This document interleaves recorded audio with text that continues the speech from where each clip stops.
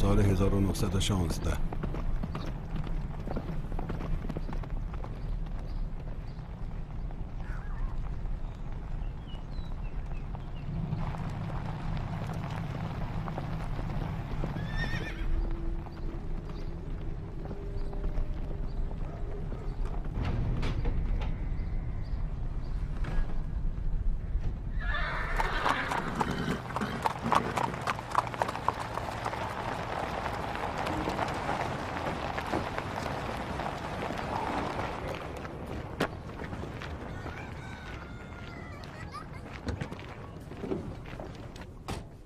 گوتن مورگن سردار ایدوخان، حال شما چطوره؟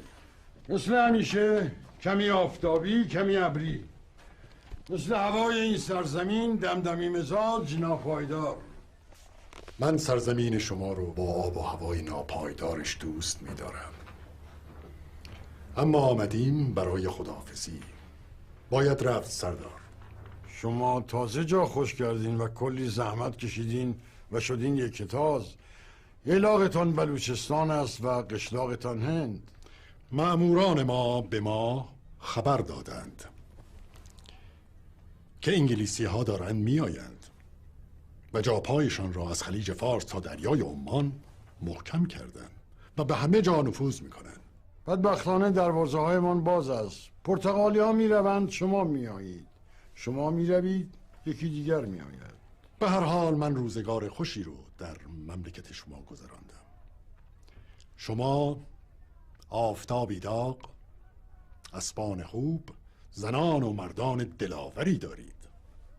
اگر به مردمانتان سواد یاد دهید حتما موفق می شوید. شما یک لغت زیبا هم دارید که موقع آرزو می گویید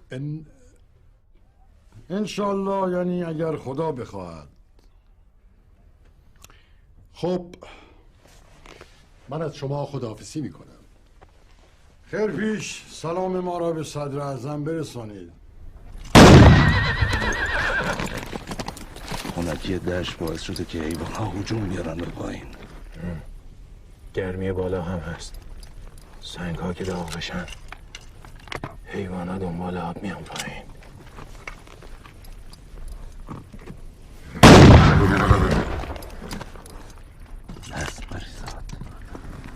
خیال داری قرمه یک ساله غله رو ذخیره کنی ها؟ زیادی حرف بزنی روباه میزنم که گشنه بمانی.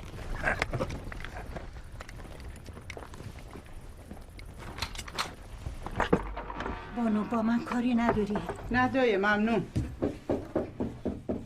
سلام. سلام علیکم. سلام پدر. سلام. ببینم از جیند خبر دارید؟ صبحگاه با دادالله رفتن شکار.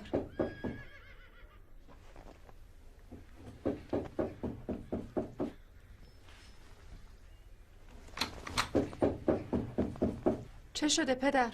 امروز پی جیان رو گرفتید. کار واجب داشتم.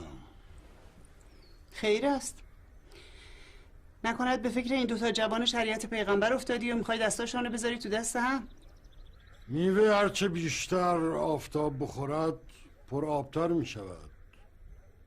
بگذار این دوتا خوب بپزن. میوه زیاد هم روی درخت بماند پوسیده میشود و خوراک کلاغ میشود.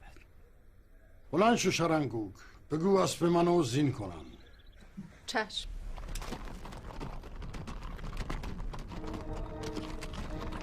چه شده جیان؟ شکار دیدی؟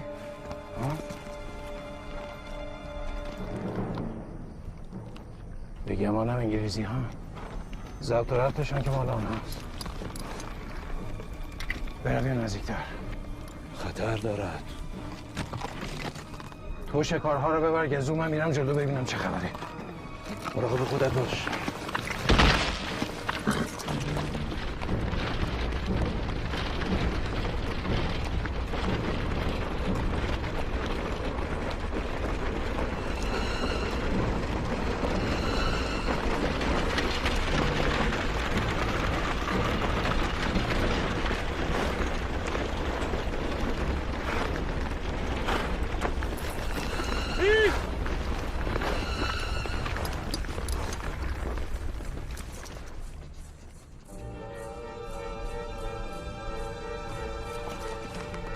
قربان رتفل.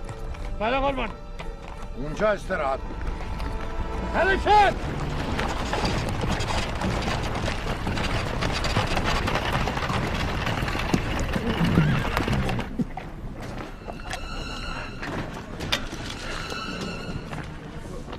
من بیاد پدر جان، این سنگینه.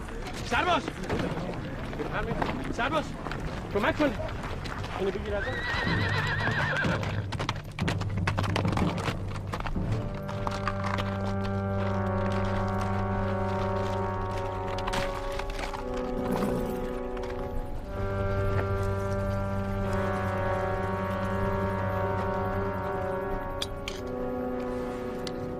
برو من رتفل. بله قربان. بله قربان. بله بله. یک بلوچ از قربان. چه دستور میفرمایید؟ از کاملا عادی است. این کاریست معمول در میان بلوچان.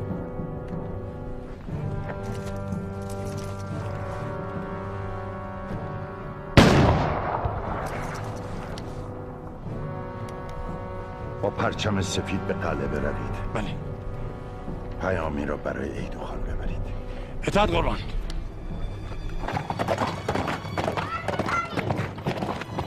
سلام جیان. کار میکنی؟ دیر کردی جیان. پدر کار واجب داشت. همون کجاست؟ در استم. داشت بیامد سراغ تو.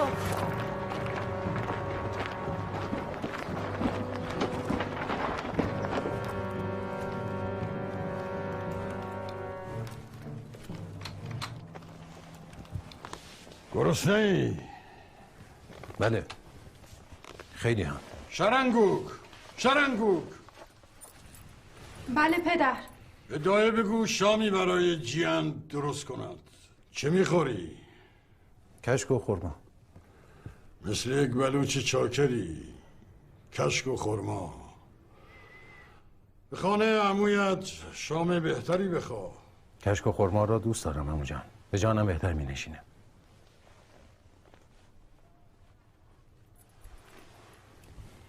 گمانتان انگلیزی ها چه میخواهن امو؟ به من قول بده دست به هیچ کاری نمیزنی. اجنبی بیرحم که همیشه برق تفنگش را به رخ میکشه باید به زبان خودش جواب بگیره. چندین سال آزگاره به هر سوراخ سینه میکشن. به زور مال و حشم مردم را غارت میکنن. به هر جا هجوم میبرن، عده‌ای را میکشن، عده‌ای را به اسیری میبرن. چه کنم جیان؟ بین دو سنگ آسیاب گیریم. چند سال مثل باد لوار افتادن به جانمان. پس بگویید شدیم سفره‌دار اجانبمون. دغدغه طایفه را دارم. اجنبی است عمو جان. تا وقتی رامشان باشی سوارن. تو جای من بودی چه میکردی؟ جلویشان می ایستادم. اجازه نمیدادم به سرحد دادلانه کنن. چگونه جیاند؟ میتوانی جلوی باد لوار بیستی؟ نه انگلیسی باد لوار، نه آلمانی هوشاک. اینها اجنبی اند، دلشان به حال مردمان نمی سوزد. پوست ما مثل چرم گاو شده از هوشاک. تو جوانی و بی تجربه. 60 تیرهای آنها از چرم که هیچ، از آهن هم میگذره. بله، همان جور که از سینه دلباری و مردم جنوب گذشت. 10 سالی که به ثمرپور در قل و زنجیر بودم، طعم تلخ دسیسه انگلیزی ها را چشیدم. به چشم خود دیدم چجوری به هندوها هجوم میبرن، میکشن، میسوزانن. هندوها هم در مقابل 60 تیرها نتوانستند دوام بیاورند.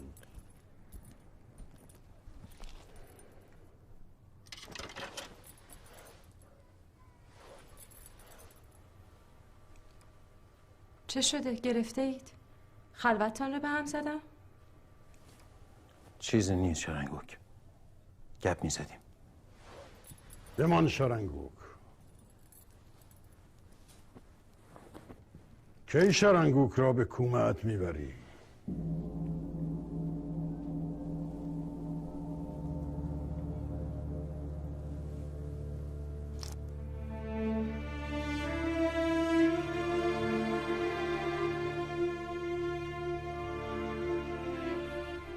نگفتی کی؟ اواخر حامین دستی به خار و لوگ خانه بکشم، خشت و گلی بالا ببرم. از سرت به کار خودت و گله باشه. وقت شوی شرنگوه میگذره.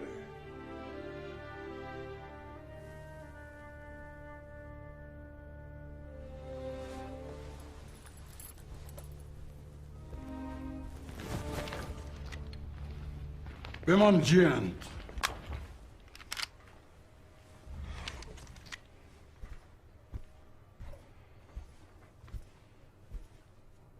زمانه عوض شده جیند. کاش به سمرپور میماندی. خداحافظ عمو جان.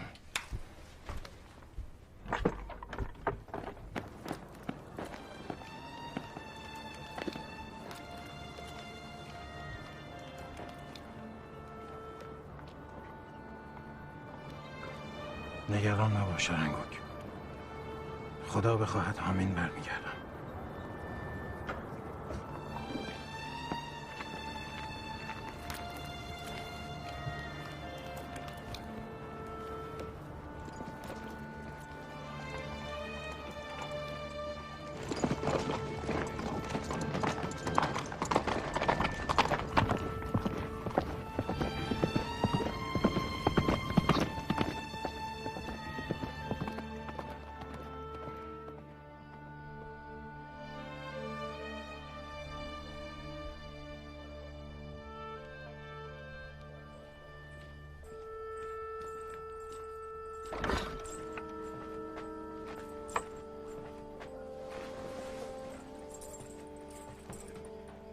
چرا اشک به چشم داری مادر؟ چه شده دخترم؟ دلم شور افتاده مادر. دلت را آرام کن. بین مردان همیشه جدل است. زمانی که آلمانی ها آمده بودن اینجا هم بین پدرت و جیان جدل شد. حالا هم همینطور است.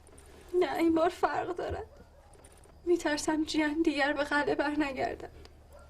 یه چند روزی به کومه دادو میماند. آرام که گرفت برمیگردد.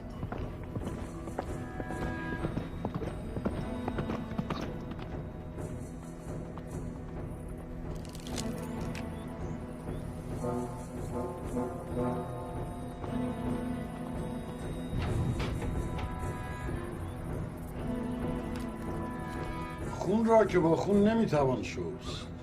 بهتر است گذشت کنید. این گونه خدا راضی تر است. باشد سردار. گذشت میکنم. خدا شما را حفظ کند سردار.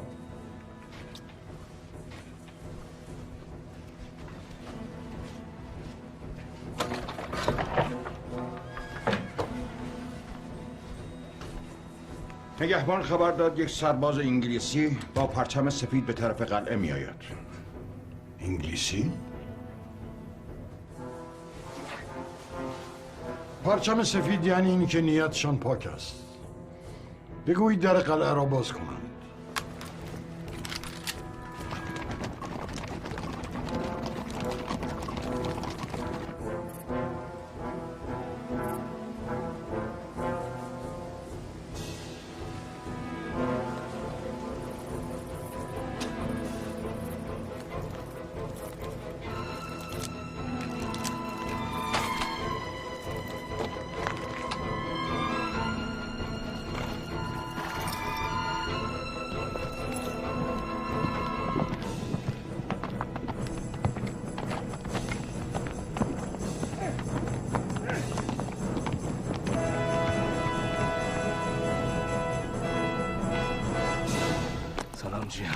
سلام دادو. چه شد؟ ایدو خان و گرگین و عده‌ای از سواران رفتن پی انگلیس ها.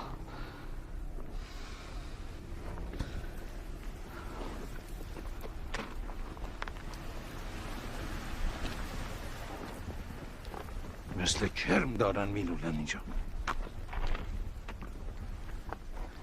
به گمانت چه بکنیم دادو؟ با ایدو گبزتی چه گفت؟ گفت کاش از سمرپور به اینجا نمی آمدم. ایدو بدنیت نیست، خودت که میدونی. ایدو رفته به پیشواز انگلیس ها، دیگر حرفی باقی نمیماند. بعد از این مردم چه بخورند؟ تهمانده غذای انگلیس ها؟ خب باید فکری به حال این مردم کرده، میشود دست روی دست گذاشت. شرنگوکت آنجاست. با او چه میکنی؟ شرنگوک نمیدانم.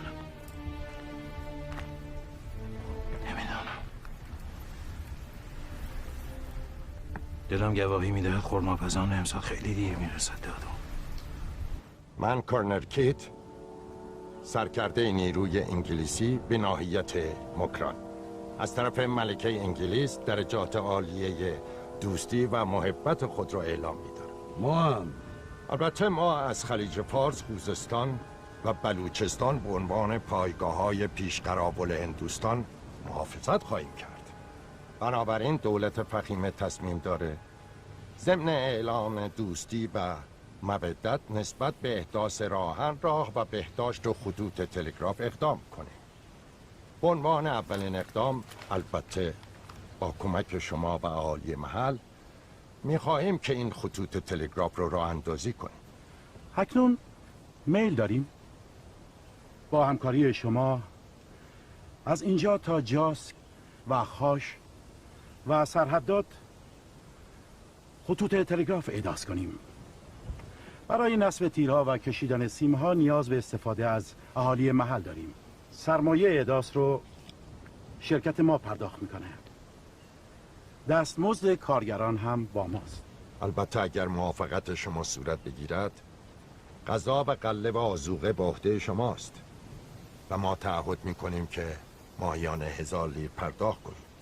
به علاوه عنایت ملکه انگلیس هم شامل شما خواهد شد. ما کاری به کمپانی هند شرقی و تاجران شما نداریم. ما ملتی هستیم که تا امروز زندگی خود و رعایا را به یاری خدا اداره کردیم.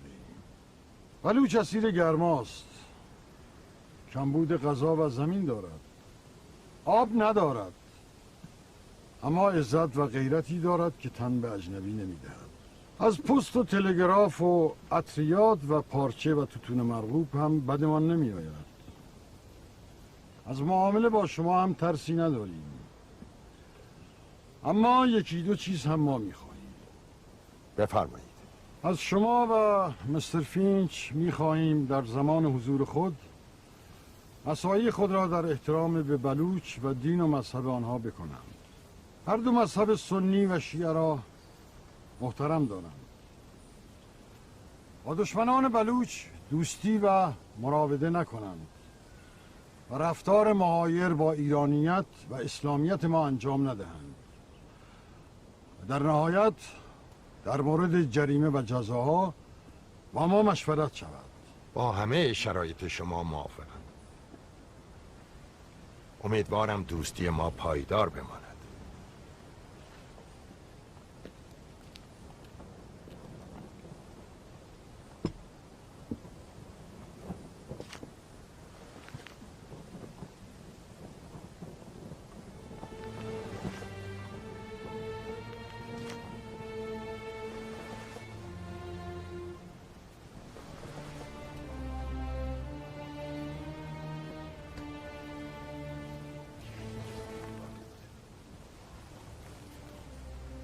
این یکی از رسمهای ماست، برای تضمین دوستی و تعهد است.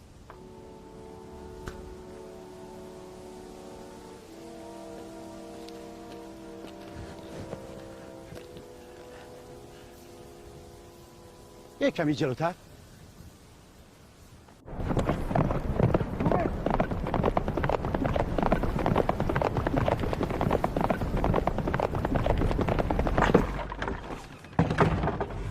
میرم انبار چیزی بیارم.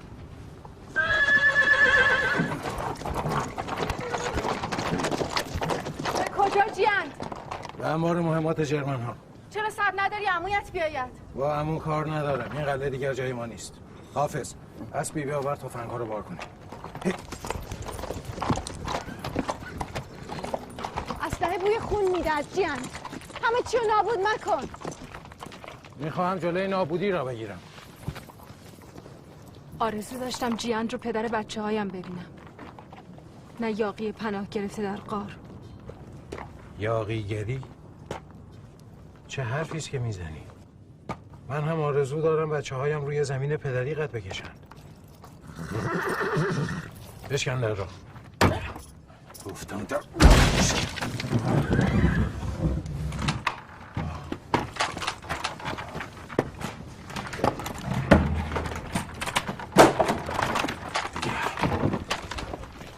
چه میکنی جیان؟ همان کاری که شما نکردین. اختیار تفنگ‌ها به دست ایدوخان است. حالا که به دست ماست.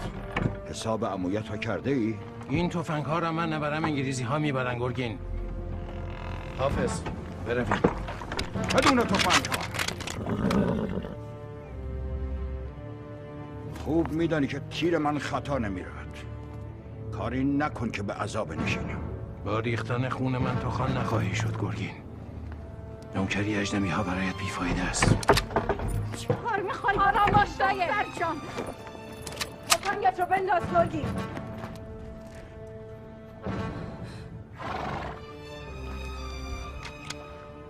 تفنگ دست تو حرام است.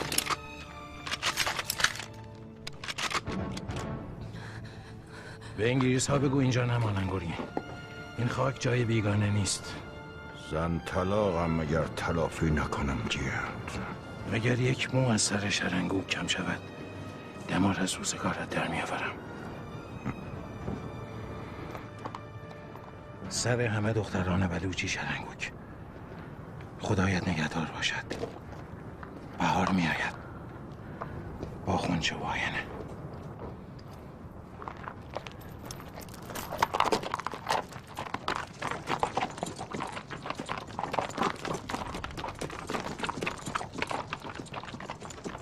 دختره که گستاخ. حالا کارت به جای رسید که به روی من تفنگ میکشی؟ اگر دختر ایدوخان نبودی میدادم به رگبارت ببندم.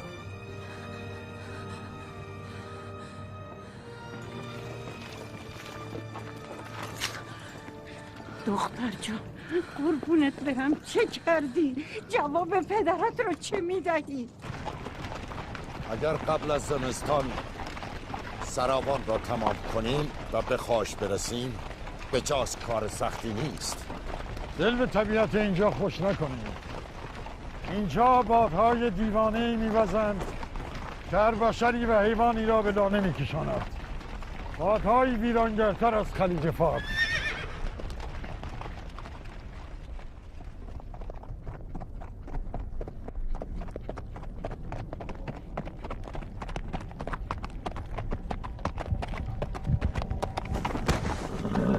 چه شده گرگین؟ این چه کاریست؟ جیان زد به قلعه و هر چه تیر و تفنگ بود با خود غارت برد.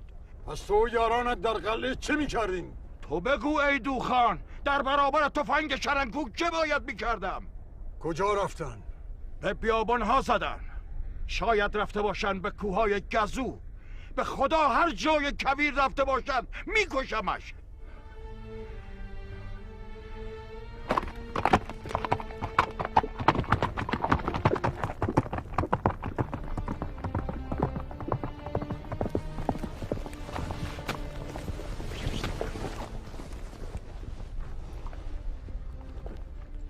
خون سرد باش سردار.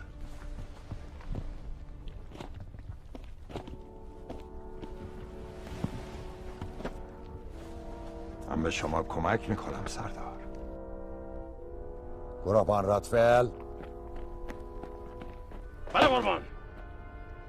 تا ما در قلعه مستقر میشویم یه بلوچ راه بلد و چند سرباز با خود ببرید و این یاغی را دست بسته بیاورید. اطاعت قربان. بفرمایید سردار. ممنونم کنم. چرا چنین کردی شرنگوک؟ از تو نیستم را گذاشتم که جبران اجاق کورم باشی. سواری دیاد دادم، تفنگ داموختم. جیند را چون پسرم بار آوردم، نامش را جاندار گذاشتم. نمیدانستم روزی یاغی می شود و تفنگ به رویم می کشد. چرا راه به غارت اسلحه دادی؟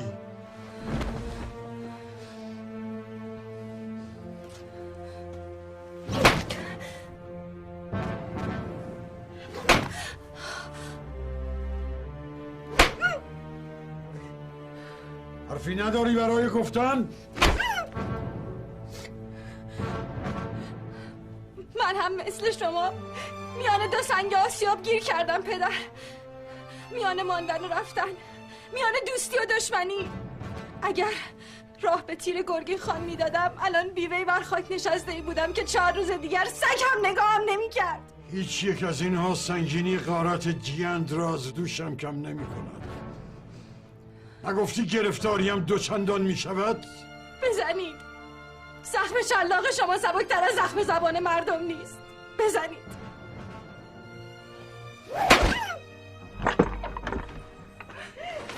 چه میکنی با این دختری دو خود؟ مگر چه گناهی مرتکب شده که با شلاق افتادی به جان او؟ عوض جهیزه عروسی اوست که تنش را این گونه به باد شلاق گرفتی؟ مگر چه گناهی کرده جز دفاع از شوهرش؟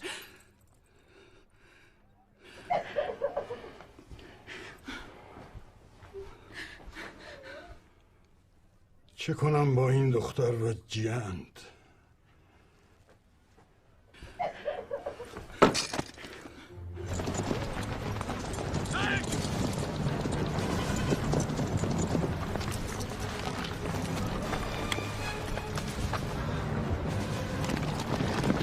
چند سوار بلوچ و هندی هستم.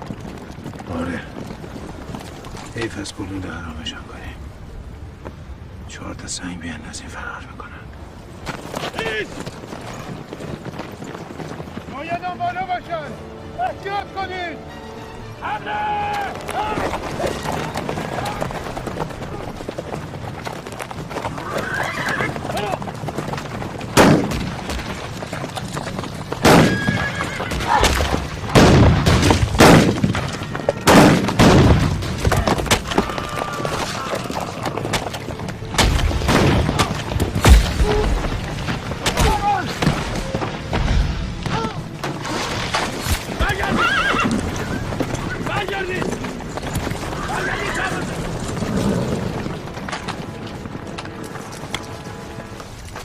فرداست که هر بلوچ چاکری در مقابل شما بایستد.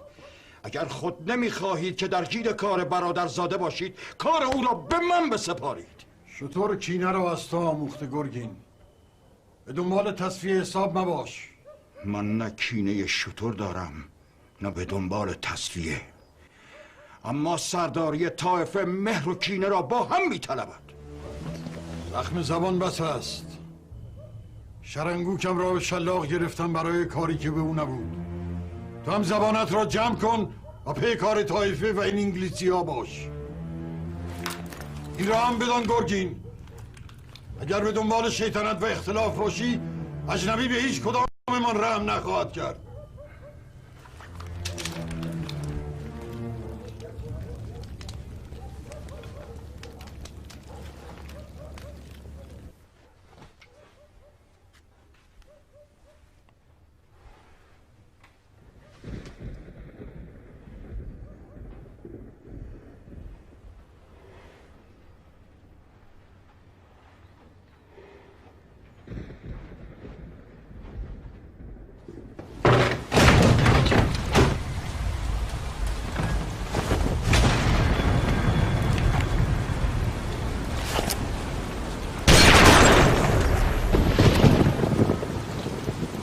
شده ایدو، ما با هم نان و نمک خوردیم کلنه. نون و نمک رسم شماست، رسم ما چیز دیگه.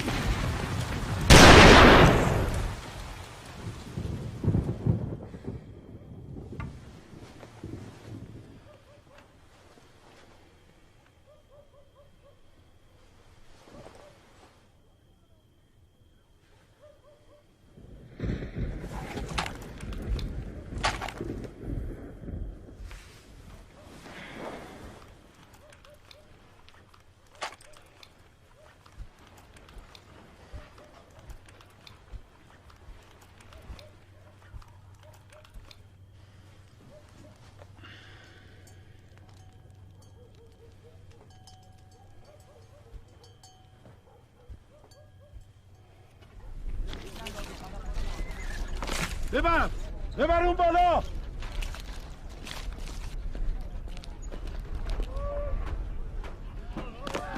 همونجا خوبه.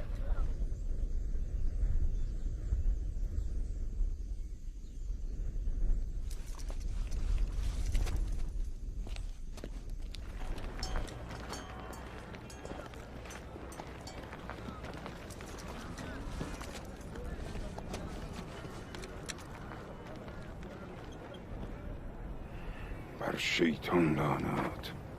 خوش آمدی. کجا را گم کردی؟ یا داخل نهاری بخوریم و یه چایی تا خستگی در کنیم. اینجا دیگر قلعه سنگان نیست هیدو خان، قلعه شیطان است.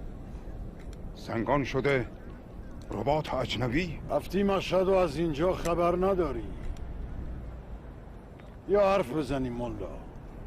عزت مملکت فروختی، بیرق اجنبی بردی بالا، دیگر حرفی نمیماند. برگردیم.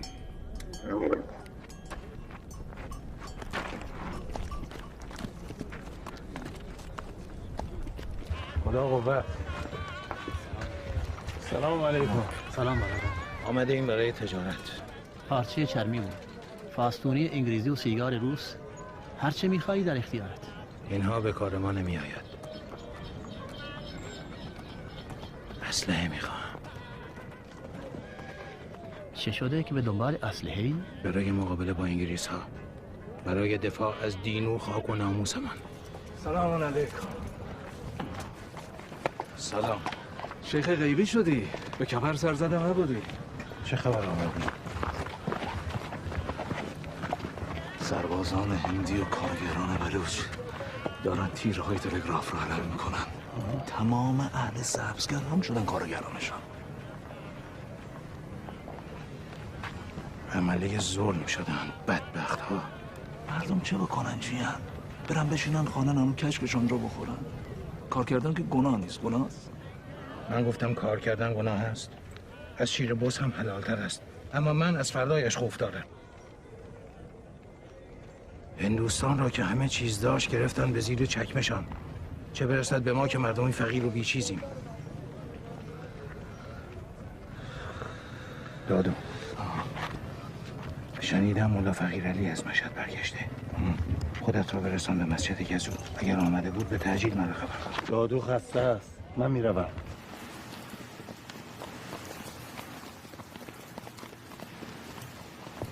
سلام علیکم مولا. سلام علیکم. خیر مقدم، رسیدنت بخیر. خدا بد نده.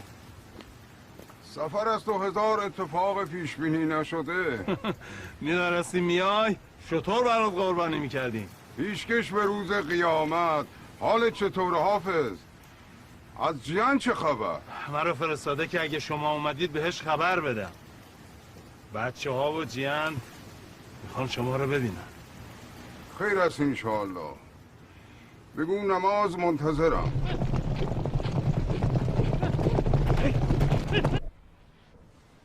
الله اکبر.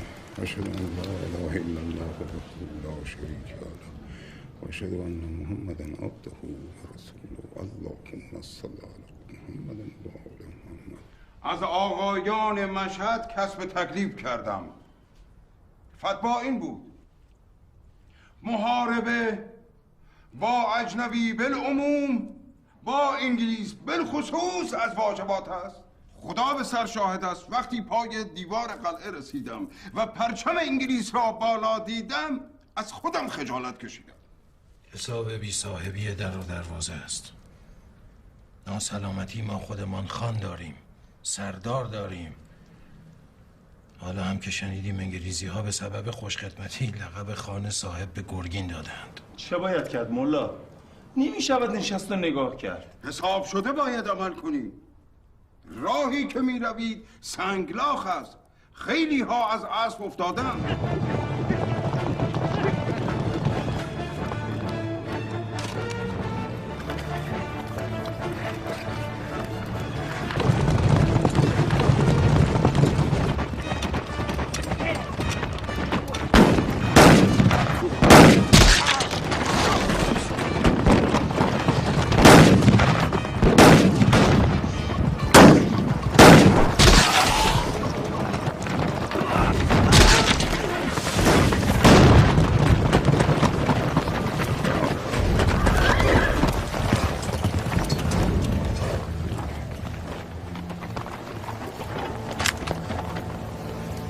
بیا بیرون.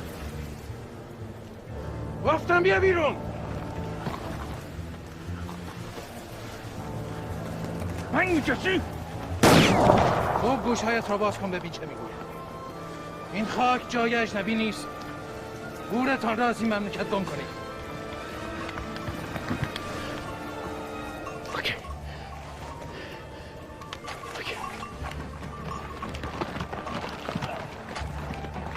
همه تفنگ‌هایشان را برداشتید؟ بله جیان.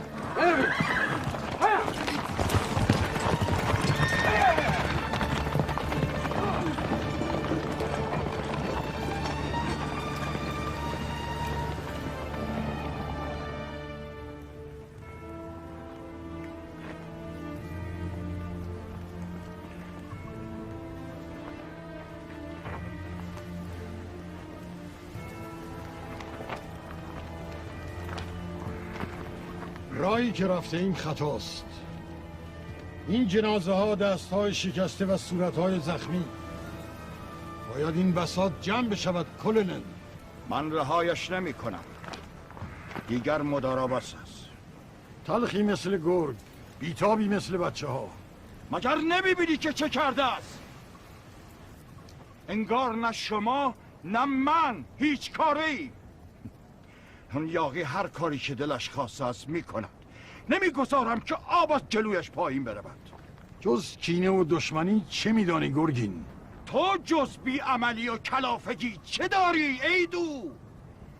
به خاطر یک یاغی شاید هم دخترت طایفه را داری به فنا میبری. به جای شلاق زدن به گرده دخترت جلوی جیان بیست.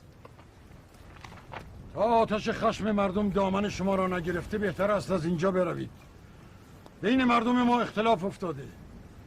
با کارهای شما به جان هم افتادند. میبینید که شدیم دشمن هم. چه تصمیم بدی گرفته اید. ما با هم دست دوستی دادیم. با یکدیگر نمک خوردیم به قول خودتون. ما گرگ باران دیده ایم و از این اتفاقات ترسی به دل راه نمیدهیم. شما اگر نمیتوانید جلوی این یاغیان بایستید و آنها را دستگیر کنید، خب به ما بگویید. ما و نیروهای ما به کمک شما میاییم. جنازه ها را جمع کنید و از اینجا ببرید.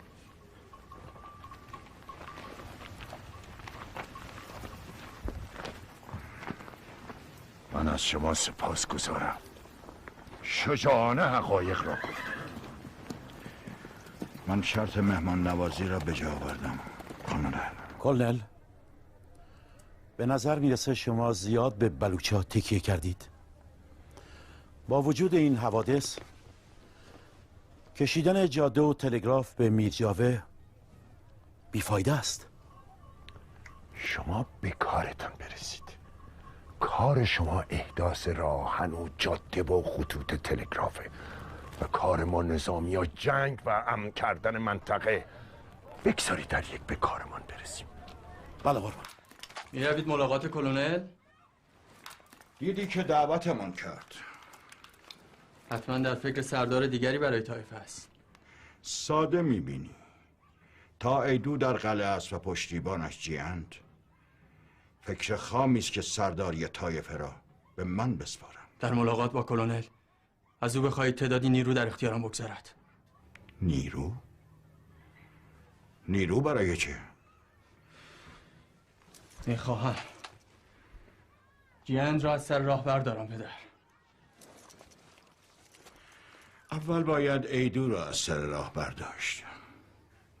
نابودی جیاند کار ساده است. خواهش میکنم پدر جیاند را به من بسپارید. قول میدهم کارش را تمام کنم. میخواهی جانت از دست بدهی؟ قدری صبر و حوصله کن. ملاقات امشب با کلونل همه چیز را روشن خواهد کرد. ما روی شما حساب باز کرده ایم سردار. میان روی ایدو خان به کار ما نمی آید. ما نیاز به قاطعیت داریم که آن را در شما میبینیم. مطمئن باشید کمک های بیشتر شما مورد عنایت اولیا حضرت قرار خواهد گرفت. شما سرکشان را سرکوب کنید، ما هم از شما حمایت میکنیم. من به شما اطمینان میدهم که نبض سرحدات در سنگان میتپد، نه به دست یک مش سرکش یاغی مثل جیاند و هوادارانش. آنها بادی گذرا هستند.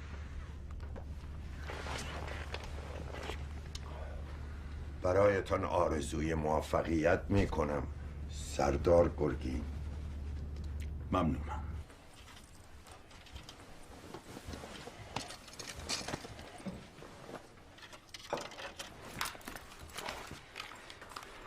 هنوز رأیت بر نگشته؟ تنها نمیرفتی بهتر بود. یکی دو تفنگچی با خودت ببر. تنها میرم. انشالله با جیند برمیگردم.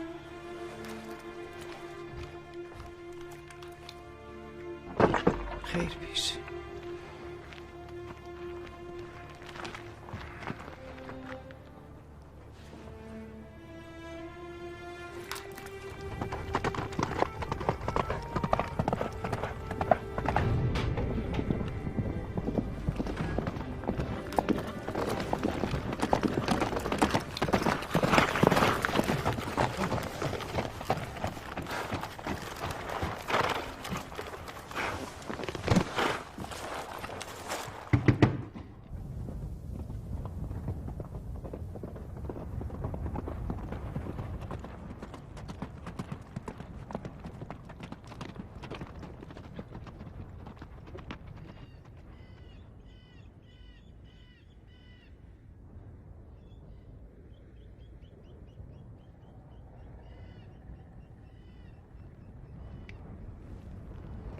چه صبح زیبایی داری ولایت، هم زیبایی و هم سخت. جوانی می آورد زیباییت، جان می پرورد سختیت.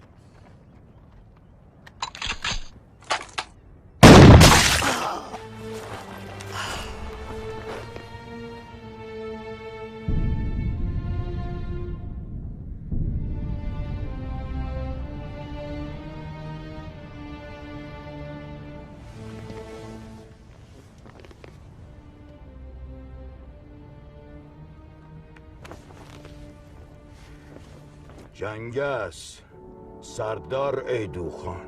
یکی میمیرد یکی میماند. میدانستم تو پسرت تخم و ترکه شیطانید. از شما انتظار دیگری نمیرفت.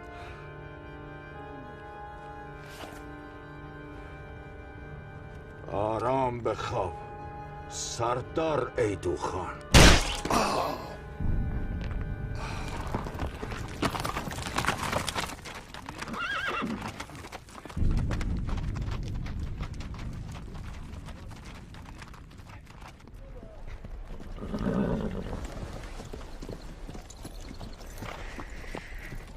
خبری نشد بانو؟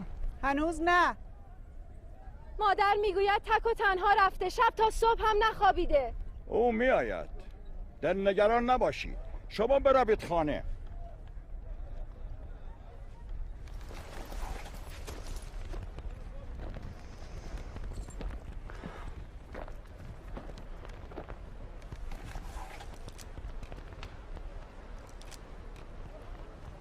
چه دیدید خان؟ هیچ. راست بگو.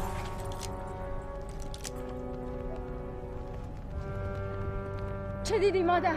خاک بر سرم شد. چه کنیم دختر؟ میمردم و نمیدیدم اسب بیاید و پدر نیاید. آخر کار خود را کردی جیان؟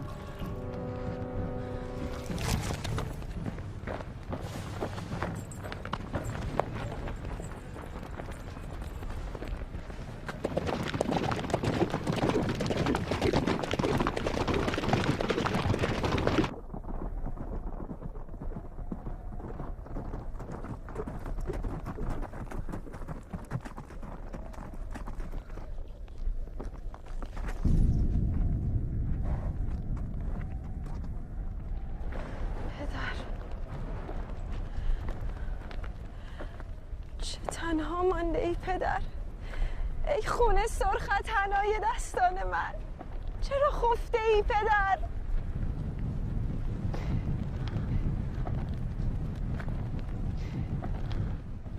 چه زود رهایمان کرده ای. کوه و دشت در فراق تو میگرید. کاش میمردم و سیاهت نمیپوشیدم. چرا ایستاده اید؟ به قلعه بروید و کمک بیاورید.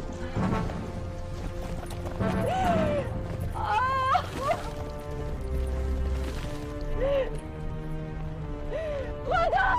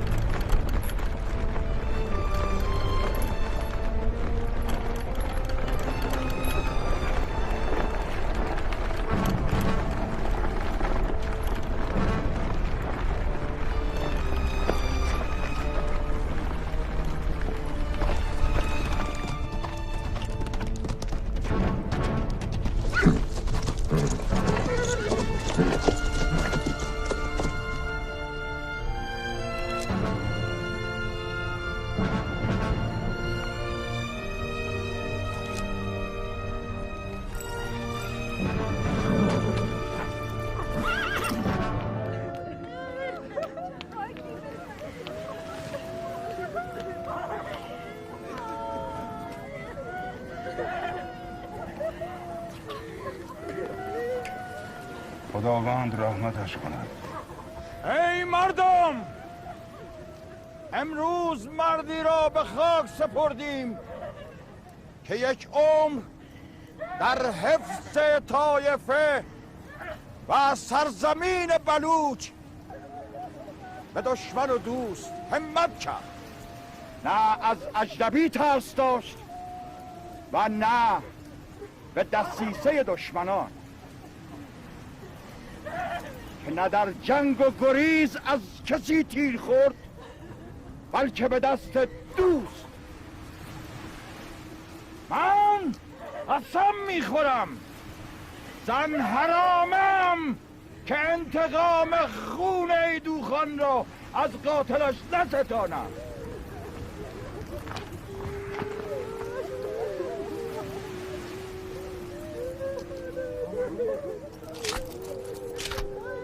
آتش!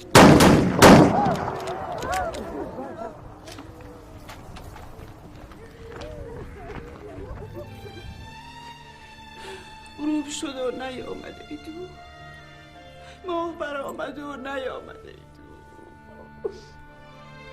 یال اسبش به خون دل شستم و نیامد ایدو. موهام سفید شد، چشمام بی نور نیامد ایدو. دلم ریش شد مادر،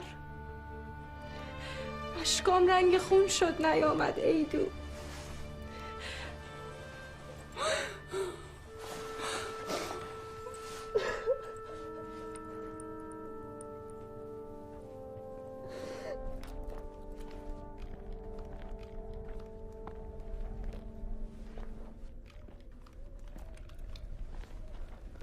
غم آخرت باشه جیان، خدا رحمتش کند. حیف شد. قربانی سادگی و شرافتش شد. حساب دسیسه انگلیسی ها و نوکرانش را نکرده بود. بیچاره شرنگوک چه میکشد؟ تنها پشتیبانت رو از دست دادی. پشتیبان من اول خداست، بعد همین مردم فقیری که نان شبشان را اجانب غارت میکنند. چه دارد این یک وجب خاک بلوچ که هم آلمان ها آغوششون میکشند و هم انگلیس ها؟ در نقشه قتل عمو هم رد انگلیسی ها رو میتوان پیدا کرد. انگلیس ها که نان و نمک با عمویت خوردن، دست دوستی به سوی او دادند. اینها چه میدانند نان و نمک چیست؟ حتم دارم بعد از قتل عمو نقشه های دیگر رو سر دارند.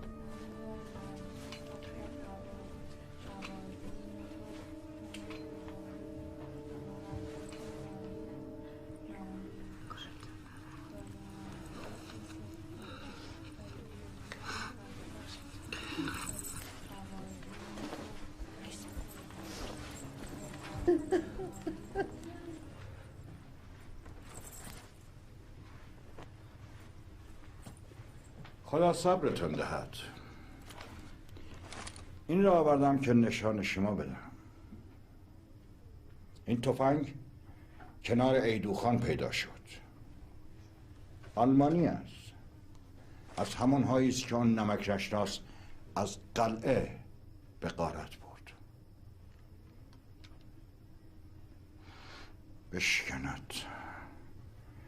بشکند دستش. ایدوخان نمیدانست ما در آستین داره.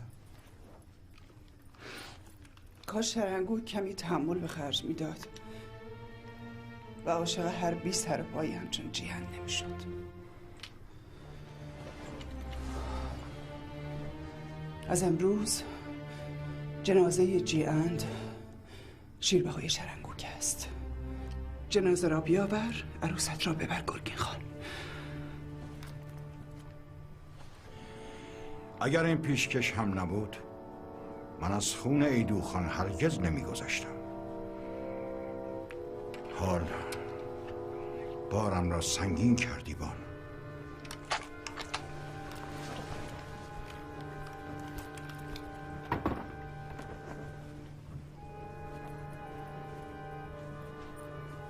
زود به حراجم گذاشتی. میگذاشتی کفن پدر خشک میشد. از کجا میدانی جیهن تو را کشته باشد؟ مثل آفتاب روشن است. شک نکن دخترم. از این یاغی قاتل دل بگیر. نگو مادر، نگو. هرگز باور نمی کنم جیهن تو را کشته باشد. هرگز.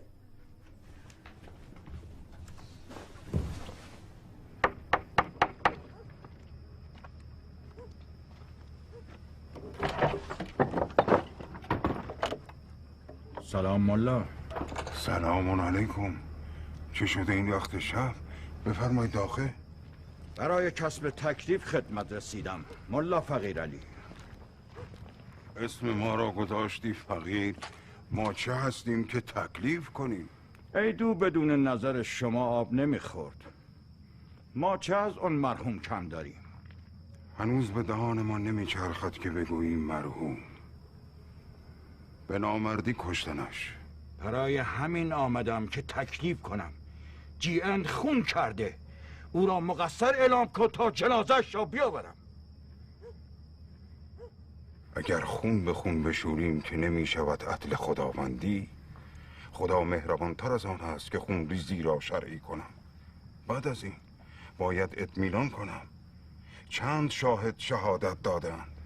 تفنگ آلمانی بوده که به ایدو تیر زده. نشان بانو دادم. اینجا تفنگ آلمانی بسیار است. من اطمینان دارم. اگر اطمینان دارید بسم الله، خودتان قصاص کنید، ولی مرا وسط نیاورید. اگر این فتنه را خاموش کردم و عده‌ای کشته شدن، فردا مرا مقصر ندانید. شما سردارخان جدید هستید، نیازی به تکلیف ندارید. صاحب خون و ناموس رعیت و همه این آبادی هستید. خدا را در نظر بگیرید و کارهایتان را انجام بدهید. مواظب باشید انگلیسا تو را خام خود نکنند. بفرمایید. خواهیم دید.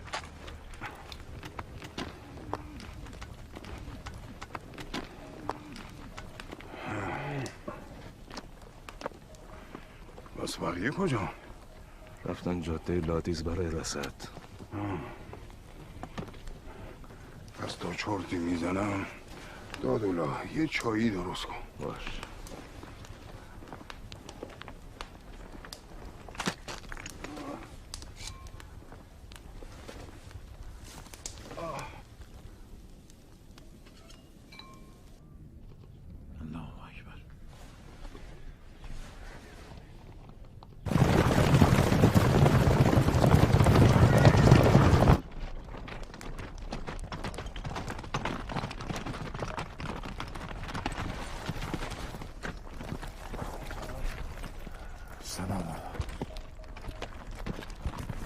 سلام الله.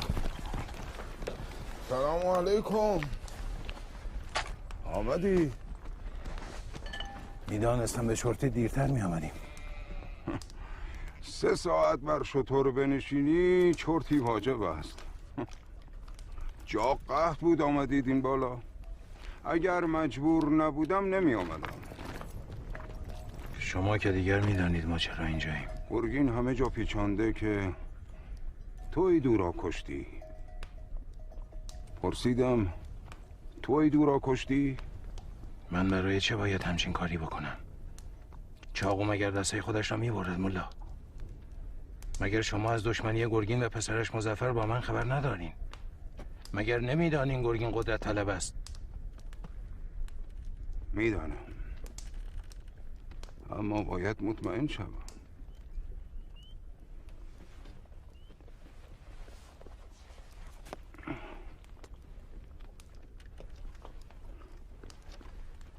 دستت را بر این قرآن بگذار و قسم بخور که ایدو را تو نکشتی. قسم به این قرآن که من ایدو را نکشتم. حالا باورم شد. خدا تو را حفظ کنه. تو سر مردان سرحداتی. اما دلم شکست ملا. عمویم را به نامردی میکشند و بعد میچسبانند به من. خدا ریشه این اجنبی ها را در بیاورد که گرگین را کردن آلت دست خود. اما روزگار این گونه نمیماند. خود را به خدا بسپار. روزهای سخت‌تر از این در پیش رو داری. با 4 تا تفنگ آلمانی کارمان از پیش نمی رود. من با همین تفنگ آلمانی دمار از روزگارشان در می آورم. کساب تیر و توپ و تفنگ است. اشتباه کنیم جنازمان را میبندن و از دور سرحدات میگردانند. ساخلوی خاش را که به یاد دارید. یادتان هست با ما چه کردن؟ همه را به جان میخریم. مگر تا به حال غیر از این بوده؟ تا به حال یک دشمن داشتیم که انگلیسی ها بودند. حالا یکی از خودمان بهشان اضافه شده. خونه ایدو خان هم که مانده روی دست من. دادو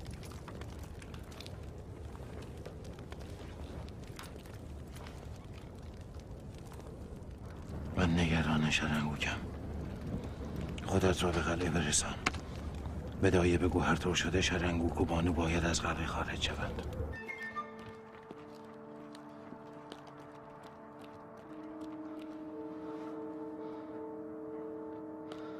دایه بیا. اینجا چه میکنی دادو؟ سپارم. از جیان پیغام آوردم. فردا هر طور شد از قلعه خارج شوید. شرنگون تب زیاد دارد. مشکل است. بهانه طبیب را بگیر. فردا هر طور شده خودتان را به لادیز برسانید. برو. باشد ببینم چه میشه. مواظب خودت باش. برو.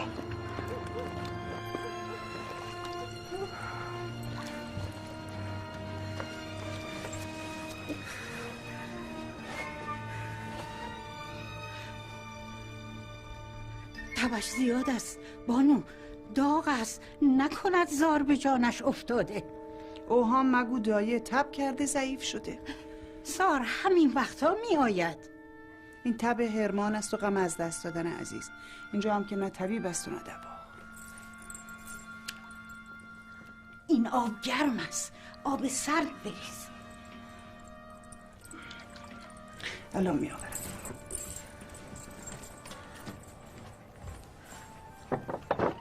شرنگوک دخترکم عزیزم، اینجا جانمان در خطر است. دادو میگفت باید از قلعه خارج شویم. چگونه؟ به مادرت میگویم برویم لادیز.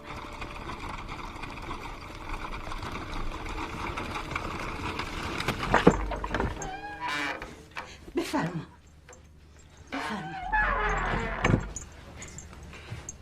تب از پای انداختشم. همه جایش درد میکنه. بگم منم زار افتاده به جانش. زار نیست خانم جان، درد به جانش آمده. بیمی نیست، زود خوب میشود.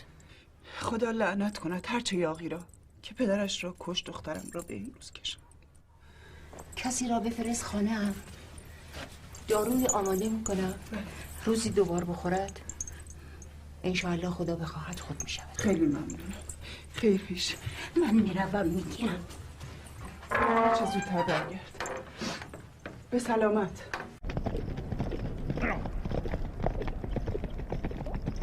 کاش دستش میشکست جیاند و به نامردی عمویش را نمیکشت. چرا فکر نمی کنید کس دیگه ای خان را کشته است؟ گرگین خان تفنگ را نشانم داد. شاهدان هم گفتند. آنچه گرگین گفته شما باور کردید؟ شما شاهدی بالاتر از قرآن خدا سراغ داری؟ باز کنایه میگویید؟ والله کنایه نیست، حقیقت را میگویم. خود از او خواستم که دست بر قرآن خدا بگذارد و قسم بخورد. این کار را کرد. قسم خورد که خان را نکشته و انتقام خونش را خواهد گرفت. گفتم مادر باور نکن. چرا باید جیاند خون پدر را بریزد؟ دست و پا گم نکن شرنگوکم. تازه از بیماری گریختی. حالم خوب است. رهایم کنی پر میکشم به کوه. باید از جیاند دلجویی کنم. اگر این میزان بیتابی، جیاند را به نزد تو میآورم. این کار را نکنید. شما یک عمر خیر ما را خواسته ای. حالا هم خیر شما را میخواهم. تو که مگسک زیر نشان نفستو حبس میکنی؟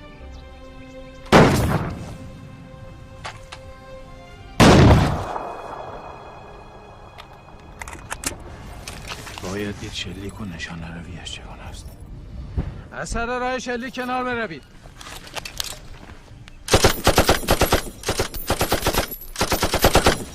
خدا قوت جیاند. بازم خوش خبر باشی حافظ. ملا برای سنگ تمام گذاشت. بانو همه موقع را قبول کرد. شرنگوک چه؟ او هم قبول کرد. اون میدانست تو نکشتی. خوشحال و بیتاب بود. ملا خواست هرچه سریعتر خودت رو به شرنگوک برسانی.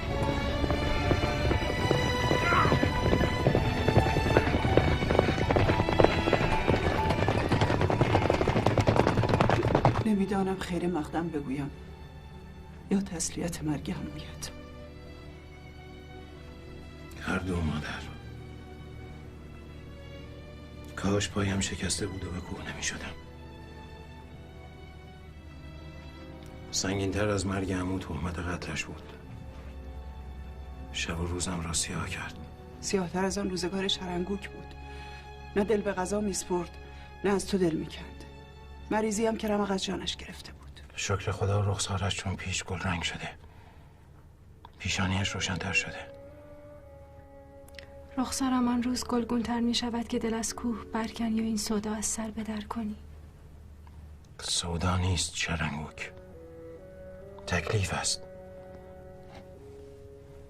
سرزمین که به جنگ اجنبی بیفتد، خون مردمان بیگناه به زمین بریزد، اختلاف ایجاد شود، پناهی نمیماند به جز کوه و جنگ. خون پدرم به گردنم بود، خون عمو هم اضافه شد.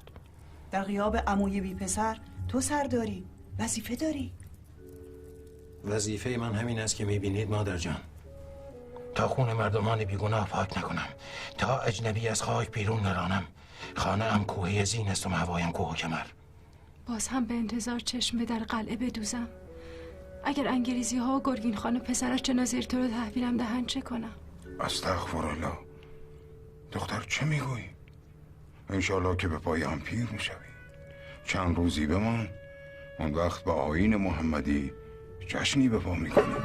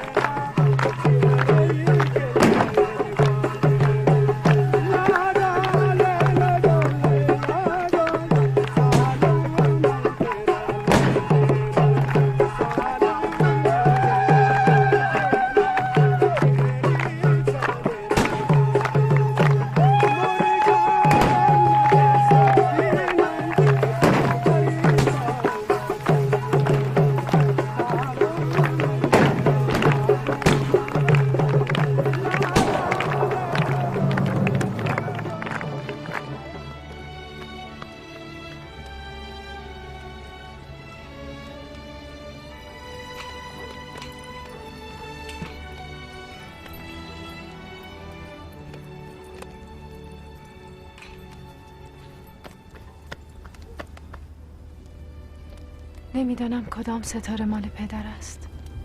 آنکه پر نورتر است یا آنکه چون ماهی در آب بر آسمان میلغزد و دور میشود.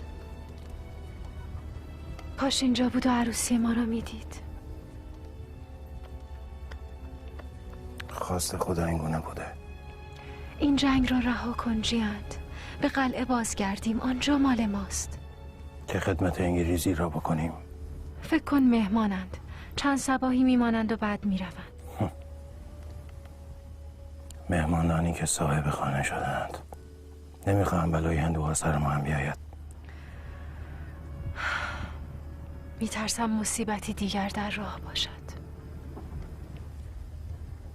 دل بد مکن شرنگوکم. توکل به خدا کن. من باید کارم را تمام کنم. اهالی محترم، امروز افتخار دارم که به نام اولیا حضرت ملکه افتتاح تلگرافخانه جدید را به شما و همکارانم تبریک بگویم.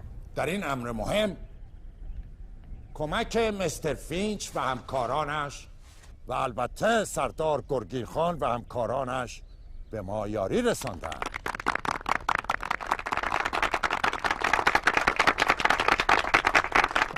امروز ارتباط ما با گواتر و هندوستان برقرار شده که این هم میتواند کمک موثری به ما برای اهدافمان باشد. خب بعضی از این طوائف با این پیشرفت دشمنی میکنن، اما با کمک سردار گرگین خان ما میتوانیم به اهدافمان برسیم.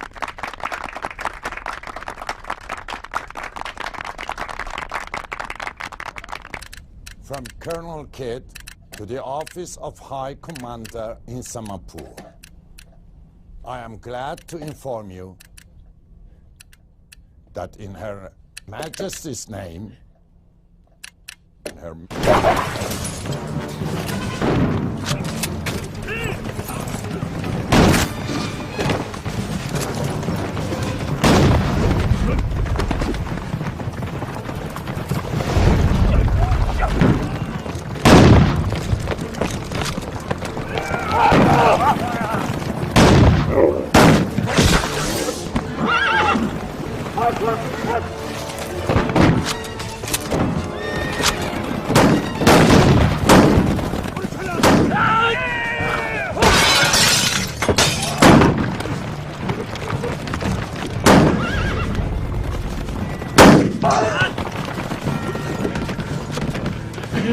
کشنی یا بیارو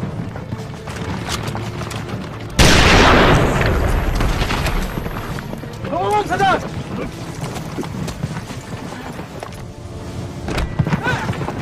مراقب خودت باش پسرم.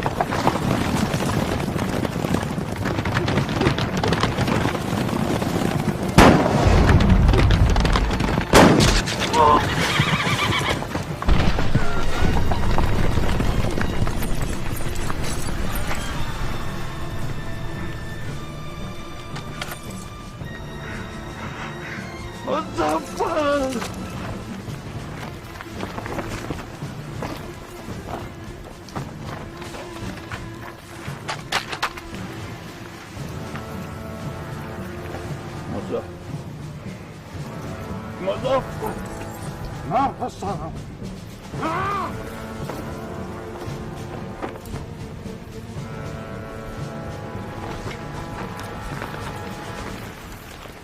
قربان، گرگین از مرگ پسرش سخت عصبانی شده. موقعیت خوبی است با او مذاکره کنید. باید گرگین رو به مقابله وادار کنیم، ولی با این نیروی کم و کمبود آذوقه موندنمون در اینجا هر روز سخت‌تر و سخت‌تر خواهد شد. قربان، جاسوسان به ما خبر دادن که جین بسیاری از مردان را دور خودش جمع کرده و هر آن ممکنه به ما حمله کنن. درست میگید گروپان. پیکی را آماده کنید و به مرز جنوبی بفرستید که پیغام منو به اونجا برسونم. به گرگین بگید شب در چادر منتظرشم. بله قربان، اطاعت. شما منطقه را به خوبی میشناسید. و می توانید کمک زیادی به ما بکنید. اگر این یاغی و یارانش را از سر راهمان بردارید، فرمانداری کل را برای شما میگیرم. من به همه یارانم در خدمت شما هستی.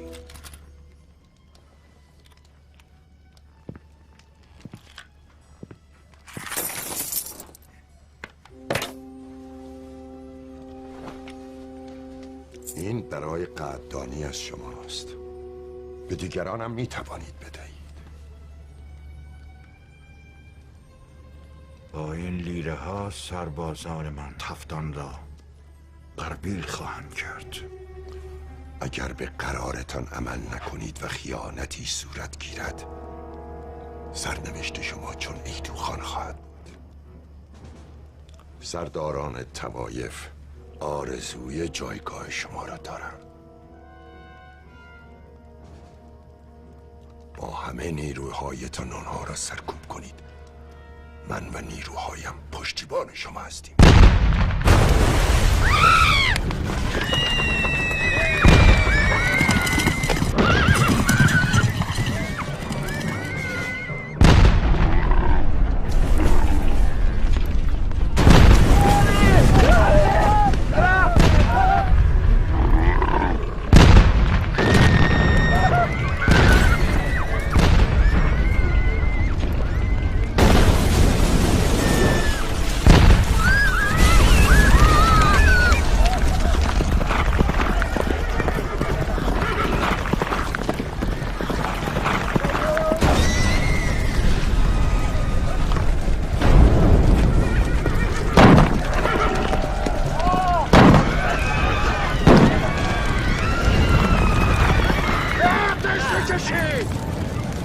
برید جلو، حمله کنید.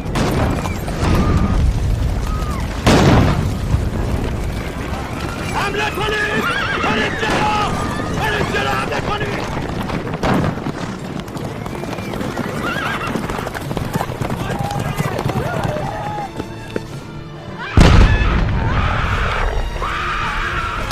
تفنگاتون آماده کنید!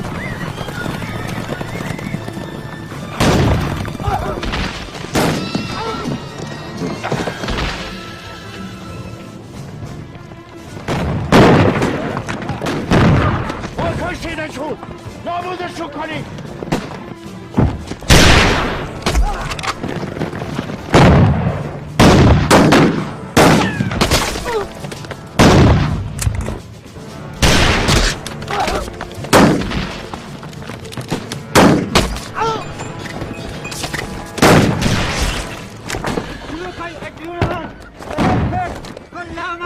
برای عبرت منطقه این مردان شما امروز اعدام میشن. امنیت این منطقه باید حفظ بشه. آماده باش. بزانو. هدف آتش.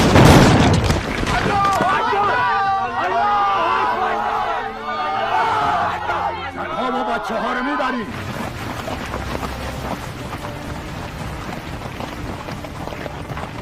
اینجاست کوهی بلند کنار گزو، در تفتان کنار یک چشمه است. چه میخوایی بکنی و نقشه چیست؟ باید راهشون را بست تا به طرف لادیز و میرکوه نروند. شما نیروهای کمکی به من بدهید و توپهایتان را در دامنه بگذارید و تمام دشت را به من و سوارانم بسپارید. نقشه خوبی داری سردار. خبر آوردند کیت انگلیسی و نوکرش گرگین به اینجا هجوم میکنند. همه باید آماده باشیم. آنها به هیچ کس رحم نخواهند کرد. اهل خانه و بچه ها را به جایی ببرین تا در امان باشند. ورنه از همین تعداد که هستیم نصفمان باید مراقب آنان باشند. برادران، در جنگ سستی نکنید. تیر و فشنگ در کار است. ممکن است نصفمان کشته شویم. حراجی نیست. هر که نمیخواهد در این تاریکی برود. هر که ماند خدا را نصرت داده و خدا هم او را نصرت میدهد. به یاری خدا همه پیروز میدان خواهیم شد و آن وقت دست در دست هم خواهیم داد و راه و تلگراف به بندر میبریم.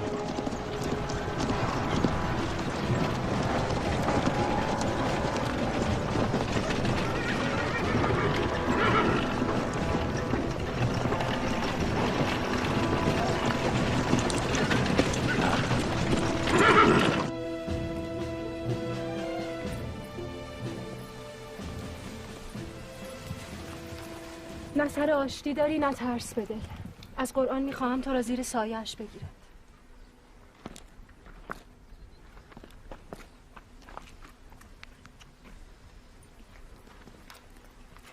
میگذاشتی من هم همراهت باشم. میخواهم بجنگم. لجاجت مکن شرنگوکم. تا به حال که دیده زن بجنگد؟ مگر مادر میران با پادشاه دلی نجنگید؟ آن افسانه است، مال زنهای قدیم است. خون پدرم هنوز بر خاک می جوشد. آن با من. با هر دومان.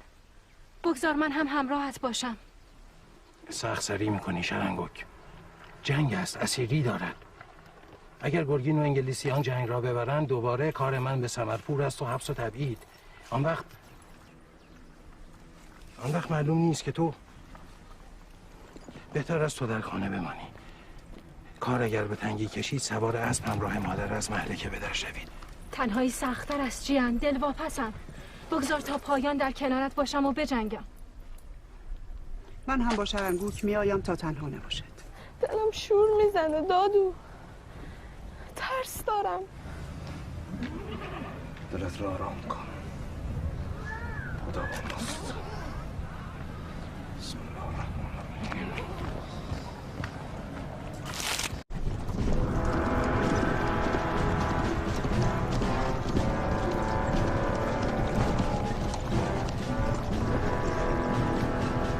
همون پایین در دو طرف دامنه مستقر میشوند و از همونجا شلیک میکنند. افراد به دو دسته تقسیم بشن. یه قسمت این طرف مستقر شید. توپانم به این طرف. سرشن.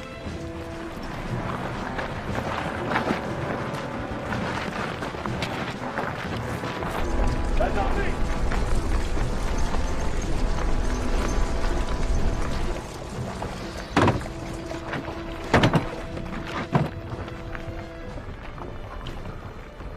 حافظ جیان بگو مسلسل و آتش زنها را آنجا مستقر کنند. مسلسل خویبا اون تخت سنگو بیار.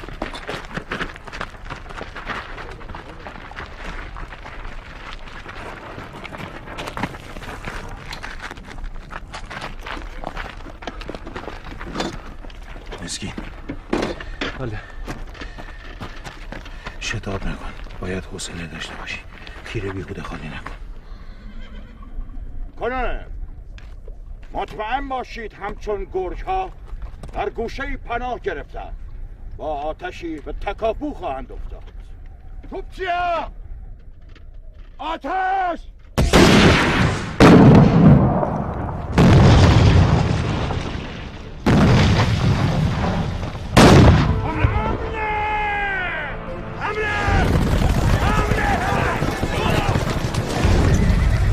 آتش!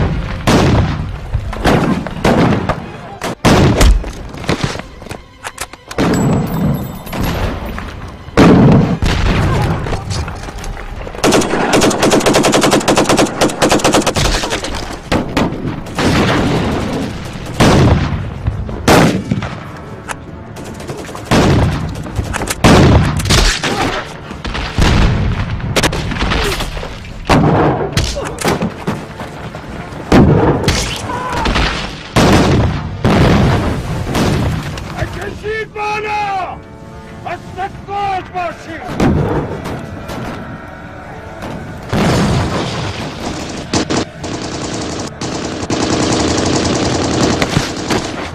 امانشان ندهید.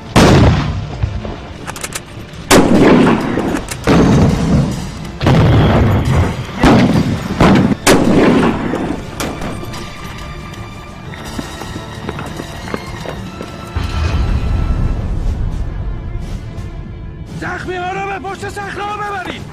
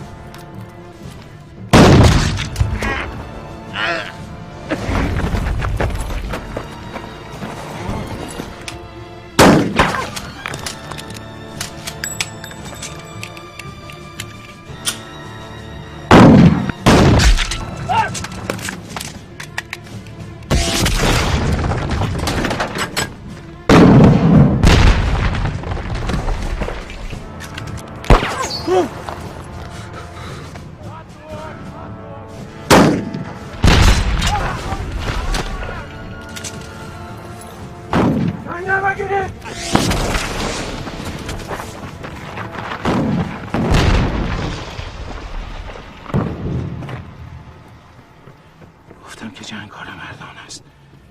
گرگین را زدم. آرام شد. بدرک شد.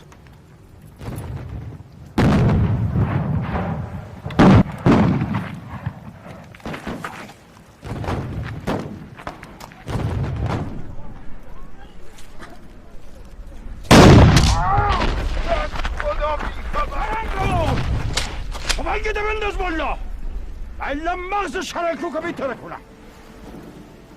بهت گفته بودم ملا که خود میدانم آجیان. بنداز تفنگ تا شما بندازید همه تو.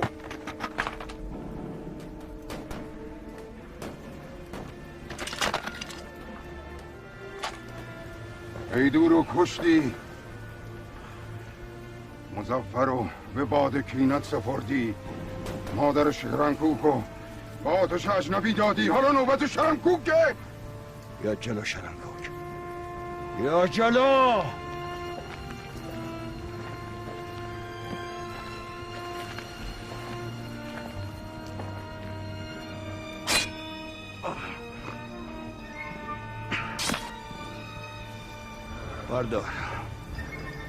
بردار گیسوانت با دست خودت ببار. آریا که گفتم انجام بده الا خودم سرت رو بیبرم.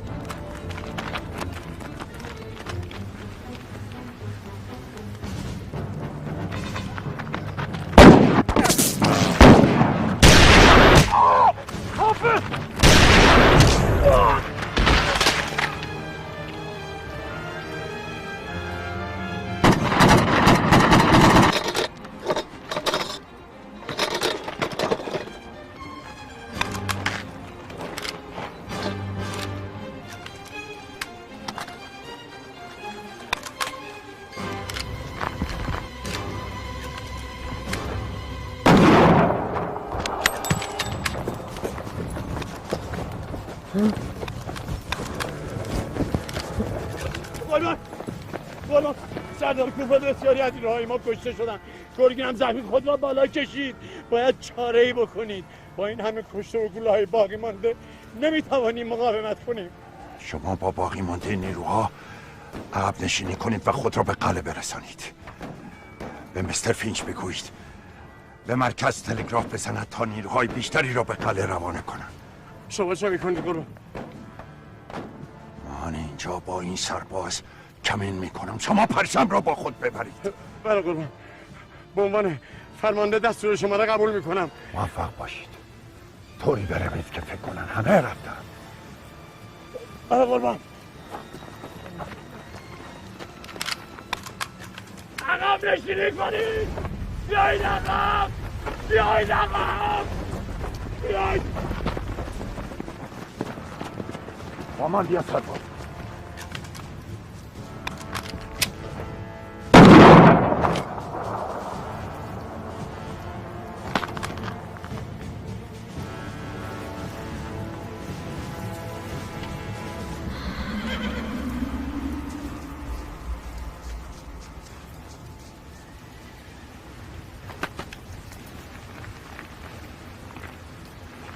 رنگوک مولا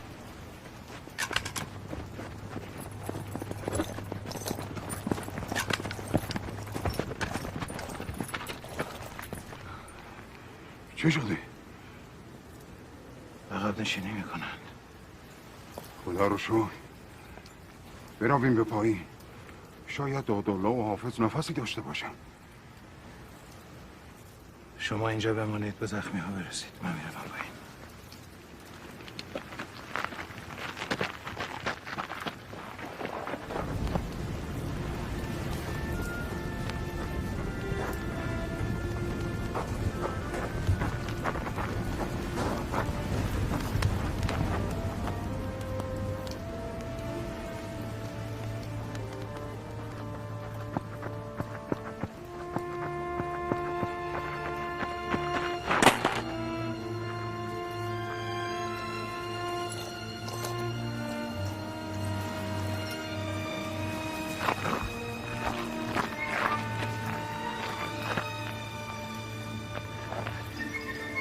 دادالله بلند شو دادو، الان وقت مردن نیست. بلند شو، من پیروز شدیم. دادو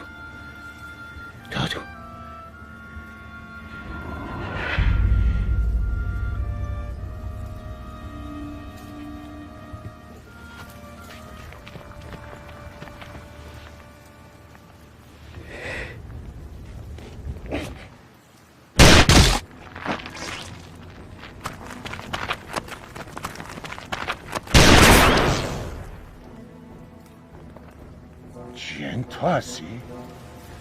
شما یاغی‌ها باید بدونید که انگلستان به شما اجازه نمیده که قتلم کنید.